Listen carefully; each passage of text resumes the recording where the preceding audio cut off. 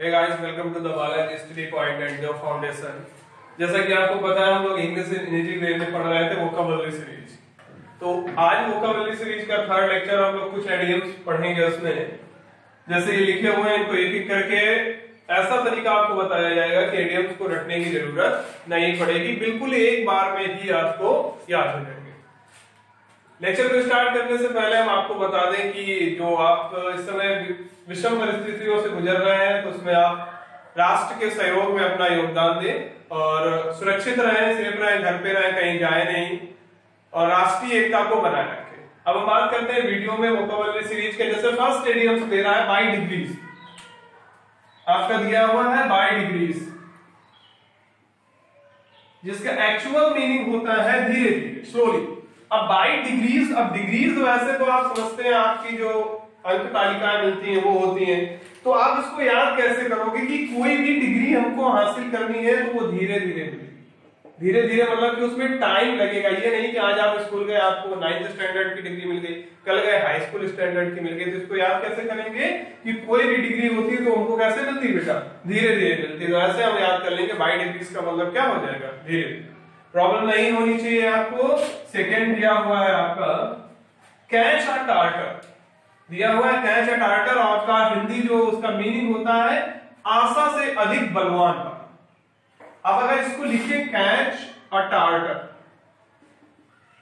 Tartar को आप change कर लीजिए, टाइट कर लीजिए। मतलब किसी को टाइट पकड़ते हैं तो वो क्या होता है, ताकतवर होता है। किसी चीज को आप ताकत से पकड़ रहे हैं तो वो क्या आपकी कैपेसिटी से ज्यादा है। हमने कहा था कि आपको स्टोरी क्रिएट करनी होगी तभी आसानी से याद हो जाएगी।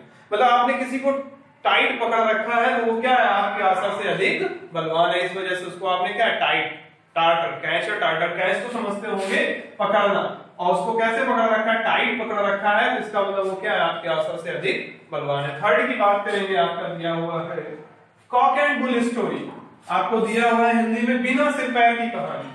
मतलब कॉक मुर्गे एंड बुल सांड, मुर्गे और सांड का कोई कॉम्बिनेशन नहीं। आप किसी को ऐसी कहानियां सुना रहे हैं, बेवकूफ बना रहे हैं, तो वो क्या है किसी भी मतलब उसका निराकरण नहीं, उसका कोई मोटिव नहीं है। तो ऐसी स्टोरीज क्या है आपकी बिना सिर पैर के, मतलब उसका कोई भी उचित औचित्य नहीं है। इस वजह से वो कैसी स्टोरी होगी बेटा, कॉक एंड बुल स्टोरी। ठीक है ना। अब बात आती है cry for the come true. 4 number है आपका कम ट्रू। ट्रू माने आप जानते हो सत्य, और कम माने होता है आना। अब सत्य में आना का क्या मतलब है, सत्य निकाल, मतलब किसी बात का सत्य को आप निकालना चाह रहे हैं। तो ये तो एडियम्स आपको डायरेक्ट ही याद होने, सत्य पे आ रहे हो, या ऐसा नहीं कि घुमा फिरा के बात ना करो, सीधे टॉपिक पे आओ। तो आप ऐसे समझ लीजिए कि हम किसी पे बात कर रहे हैं और सीधे सत्य पे आ रहे हैं, मतलब हमने उस चीज का सत्य निकाल रखा। तो ये हो गया आपका कम ट्रू। नेक्स्ट है आपका 5th नंबर, दिया हुआ है cry for the moon. Cry for the, ये एडियम्स अपना मीनिंग खुद बता रहा है। आपका दिया हुआ है मीनिंग असंभव वस्तु की आशा करना। अब इसमें आइए, क्राई माने होता है चिल्लाना, फॉर माने के लिए, द मून माने चंद्रमा के लिए। अब आप चंद्रमा मानने लिए हो, चंद्रमा के लिए चिल्लाने लगो कि नहीं हमें चंद्रमा चाहिए, तो ये असंभव है, कोई चीज लेके नहीं दे सकता चंद्रमा। तो वही कहने मतलब कि असंभव चीज की आप आशा करना, cry for the moon. Next है आपका 6 number child's play. Child's play आपने उसमें लिख रखा है आसान का। चाइल्ड्स मतलब बच्चे, प्ले वाले खेलते, मतलब कि जो बच्चों के तरीके आप खेलते खेलते कर दो, नॉर्मली कोई काम कर दो, तो वो कैसा काम है आपका, आसान काम है। चाइल्ड नहीं बोल देते कि ये तो बच्चों वाले काम हम आसानी से कर लेंगे, तो ये क्या हो जाएगा आपका चाइल्ड्स प्ले। मतलब जो बच्चे खेलते खेलते जो काम कर देते हैं तो वो सब आसान होता है आपके लिए, उसको आसानी से कर देते हैं, तो उसको बोलते हैं चाइल्ड्स प्ले। ठीक है ना। नेक्स्ट आपका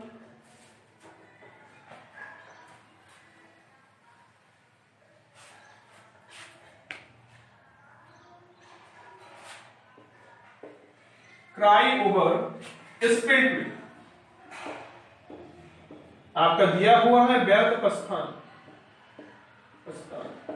वैसे क्या होता है, क्राई माने चिल्लाना, ओवर माने पर, स्पिल्ड माने फैले हुए, दूध माने मिल्क माने दूध।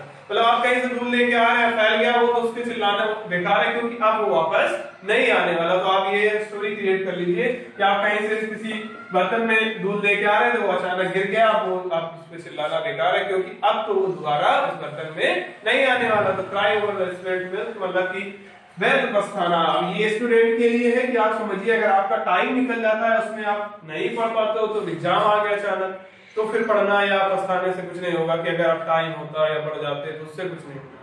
तो ये भी आप याद रखिए ट्राई ओवर द एक्सपेरिमेंट मतलब कि वेद प्रस्थाना। नेक्स्ट आपका है क्रोकोडाइल स्फीयर। क्रोकोडाइल स्फीयर्स इनको बोलते हैं घड़ियाली आंसू। अब क्रोकोडाइल्स आप जानते होंगे मगरमच्छ। आप जानते हो मगरमच्छ कहां रहता है? पानी में।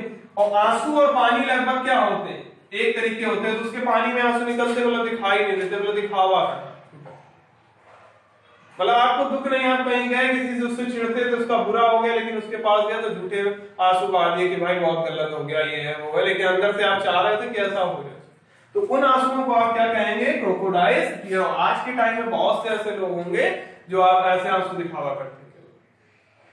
आपको कोई समस्या हो जाएगी तो वो आपका दिखावा करेंगे आके, केवल रियल में उनको उससे कोई भी दिक्कत नहीं होगी। अब बात करेंगे नेक्स्ट आपका दिया हुआ है catch red handed. Red handed दिया हुआ रंगे हाथ पकड़ना। इसका मतलब ये है कि आप कोई गलती कर रहे हो, आप पकड़ गए या कोई जान गया। कैच माने पकड़ना, रेड माने वैसे होता है लाल, हैंड माने हाथों के साथ में। लाल हाथों के साथ में पकड़ना एक तरीके, ये समझ लीजिए आप किसी को मार रहे थे या कोई किसी को मार रहा, खून कर रहा था उसका, उसके हाथों में उसका ब्लड लग गया, तब तक कोई आ गया उसको पकड़ लिया, मतलब रंगे हाथ पकड़ लिया। मतलब आप कोई गलती करने जा रहे हो तो आप पकड़ गए, तो ये हो गया आपका कैच रेड हैंडेड। ठीक है ना। लास्ट आज का है कॉलिंग क्वेश्चन। कॉलिंग क्वेश्चन ये होता है संदेह करना। काल माने वैसे होता है पुकारना। यहाँ पे हम इस चीज को ले लेंगे कि बोलना या किसी से पूछना। इन क्वेश्चन मतलब कि प्रश्न करना। किसी पे बेटा हम प्रश्न तभी करते हैं जब हमें संदेह होता है। जैसे आप कोई चैप्टर पढ़ रहे हो, मान लो हमने आपको कोई चैप्टर पढ़ाया, अगर 100% समझ में आ गया तो आपका कोई भी प्रश्न नहीं बनने वाला। लेकिन आपने देखा कि 50% समझ में आया, कोई चीज नहीं समझ में आ रही, तभी आपको जब संदेह होगा तभी क्या करोगे? आप क्वेश्चन करोगे। तो अब ऐसे आप कर सकते हैं कि जब हमें चैप्टर में संदेह होता है तब हम क्या करते हैं? कॉलिंग क्वेश्चन करते हैं, मतलब संदेह करना। जब चैप्टर क्लियर नहीं होता है तो हम क्या करते हैं? कॉलिंग क्वेश्चन करते हैं। और इसी तरीके से हम लोग इसी सीरीज में आगे बढ़ते रहेंगे। तो देखते रहिए, सब्सक्राइब करते रहिए और शेयर करते रहिए।